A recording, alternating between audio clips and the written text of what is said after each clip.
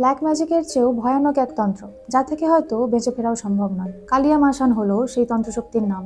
এবার কি এই কালিয়া মাসান? ব্ল্যাক ম্যাজিক যদি কারোর ক্ষতি করার জন্য করা হয়, তাহলে কালিয়া মাসানের উদ্দেশ্য হলো সেই ব্যক্তিটির এনার্জিকে ট্র্যাপ করা। কালিয়া মাসান হলো লোকবিশ্বাসে এক ধরনের শ্মশানবাসী শক্তি, যাকে রাতের অন্ধকারে জ্বলতে থাকা চিতার সামনে বসে নগ্ন অবস্থায় কিছু বিধি করে সাধন করতে হয়, যা নাকি এতটাই ভয়ানক যে একটি দুর্বল হৃদয়ের মানুষ সেটি চোখের সামনে দেখতে পারবে না। কালিয়া মাসান এই বিদ্যার আসল উপকরণ হলো সেই মৃত ব্যক্তিটির ছাই, যাকে বিষ হিসেবে কাজে লাগিয়ে একজনকে খুবই সহজেই পজেস্ট করা যায়। এমনকি সেই ব্যক্তিকে মৃত্যু যন্ত্রণা পর্যন্ত দেওয়া যেতে পারে। বেসিক্যালি কোনো মৃতের আত্মা যার হয়তো অকাল মৃত্যু হয়েছে বা দুর্ঘটনায় মারা গেছে, তাদের প্রেত শক্তিকেই মাসান বলা হচ্ছে। অর্থাৎ কালিয়া মাসান হলো একটি র এনার্জি, যাকে ভালোভাবেও সিদ্ধি করা যেতে পারে। আবার খারাপ কাজ করতে গিয়ে যদি এটি নিয়ন্ত্রণে না থাকে, তাহলে এটি ঘুরে সাধকেরই প্রাণ নিতে পারে। যেমন আগুন দিয়ে রান্নাও করা হয়, আবার সব দাহও করা হয়। অর্থাৎ একটি স্পিরিটের এনার্জি বা আত্মাকে আহ্বান করে তাকে দিয়েই সমস্ত কাজ করানো, যাকে তন্ত্রের ভাষায় মারণবিদ্যাও বলা হয়। এবং এর নিবারণ কেবল একটি সিদ্ধতান্ত্রিক বা অঘরী দ্বারাই করা সম্ভব। বান মারা ও নজর দোষের মতো এই তন্ত্রবিদ্যাটি এতটাও সোজা নয়।